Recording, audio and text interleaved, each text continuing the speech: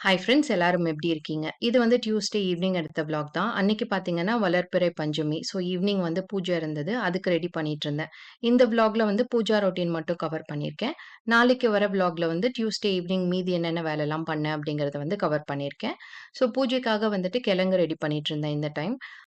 So ஒரு தடவ வந்து நம்ம வேற வேற பிரசாதம் வந்து வைக்கலாம். பனங்கிழங்கு, சர்க்கரைவள்ளி கிழங்கு, அதுக்கப்புறம் தயிர் சாதம், மாதுளம்பழம். ஸோ உங்கனால என்ன முடியுமோ அத வந்து நம்ம வைக்கலாம். மந்த்லி 2 தடவ வரும். ஒண்ணு வளர்பிறை, இன்னொன்னு வந்து தேய்பிறை பஞ்சமி வரும். இது 2 மட்டும் நான் இப்ப ரெகுலரா ஃபாலோ பண்ண ஸ்டார்ட் பண்ணியிருக்கேன்.